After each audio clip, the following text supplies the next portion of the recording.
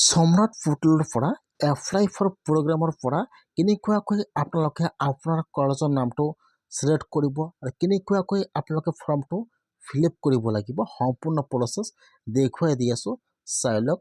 বহুতে কিন্তু কমেণ্ট কৰিছে যে ইয়াত কলেজৰ নামটো অহা নাই, কেনেকুৱাকৈ আপোনালোকে ইয়াত আপোনালোকৰ কলেজৰ নামটো চাৰ্চ কৰিব সম্পূৰ্ণ প্ৰচেছ দেখুৱাই দি আছোঁ চাই লওক। এতিয়া আপোনালোকে এপ্লাইৰ ওপৰত ক্লিক কৰিব। এতিয়া আপোনাৰ ওচৰত এইটো পেজ ওপেন হৈ যাব।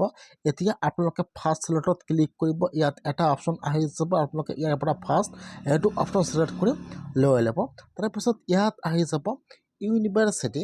এতিয়া আপোনালোকে ইয়াত চাব লাগিব যিটো কলেজত আপোনালোকে এডমিশ্যন ল'ব এইটো কলেজৰ নাম ইয়াত আহিছে নে অহা নাই।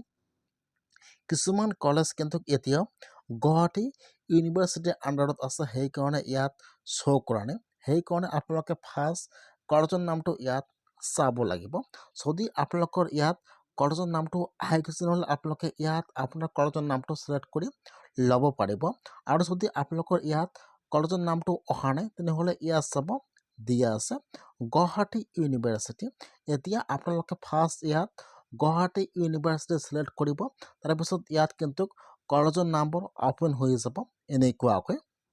যিহেতু বহুতে কমেণ্ট কৰিছে যে ইয়াত কলেজৰ নামটো অহা নাই, যদি আপোনালোকৰ ইয়াত ফাৰ্ষ্টত কলেজৰ নামটো অহা নাই তেনেহ'লে আপোনালোকে ইয়াৰ পৰা ফাৰ্ষ্ট গুৱাহাটী ইউনিভাৰ্চিটি সিলেক্ট কৰিব।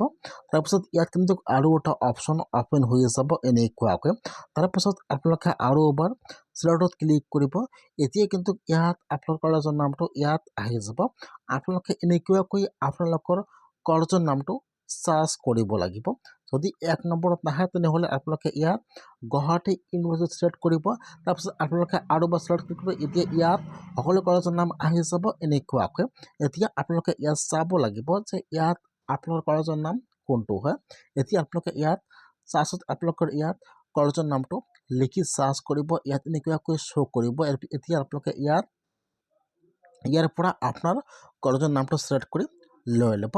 তাৰপিছত একদম চেম প্ৰচেছ আপোনালোকে সিলেক্ট কৰিব। আপোনালোকে ইয়াত কিহত এডমিশ্যন ল'ব আৰ্টছত আপোনালোকে ইয়াৰ পৰা এইটো অপশ্যন সিলেক্ট কৰি লৈ ল'ব। সেইটো বক্সত টিক মাৰি দিব। তাৰপিছত আপোনালোকে এতিয়া প্ৰচেছত ক্লিক কৰিব। কিন্তু সকলো ইয়াত চেমকৈ আপোনালোকে ইয়াত ভালকৈ বহাই দিব লাগিব। ইয়াত আপোনাৰ পাৰ্চেণ্টেজ 10ৰ হায়াৰ ছেকেণ্ডেৰী পাৰ্চেণ্টেজ ইয়াত বহাই দিব লাগিব।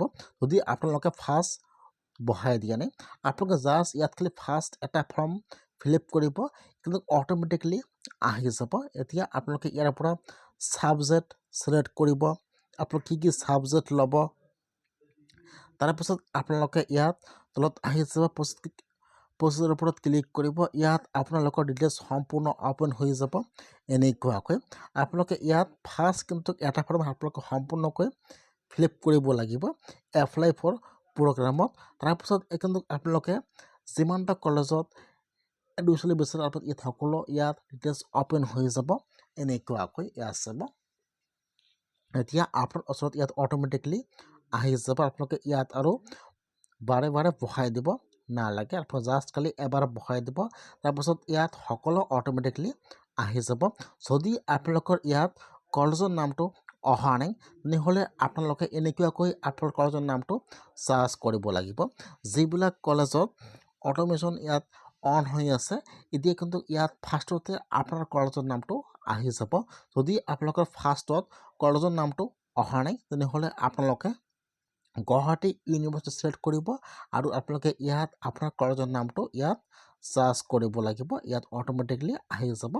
আপোনালোকে ইয়াত ভালকৈ সকলো এনেকুৱাকৈ বহাই দি আপোনালোকে ইয়াত এপ্লাই ফৰ প্ৰগ্ৰামত আপোনালোকে ক্লিক কৰক আৰু আপোনালোকে এনেকুৱাকৈ আপোনালোকে আপোনাৰ পচন্দ মতে কলেজত এডমিশ্যন ল'বলৈ আপোনালোকে এনেকুৱাকৈ ফৰ্ম ফিল আপ কৰক আপোনালোকে আপোনাৰ নিজৰ মোবাইলৰ পৰা। যদি আপোনালোকে এতিয়াও ৰেজিষ্টাৰ কৰা নাই বা আপোনালোকে এতিয়া ইউজাৰ আই ডি আৰু পাছৱৰ্ডটো বনোৱা নাই তেনেহ'লে মই অলৰেডি ভিডিঅ' বনাইছোঁ। আপোনালোকে আপোনাৰ নিজৰ মোবাইলৰ পৰা সকলো প্ৰচেছ কৰি ল'ব পাৰিব অতি সহজে।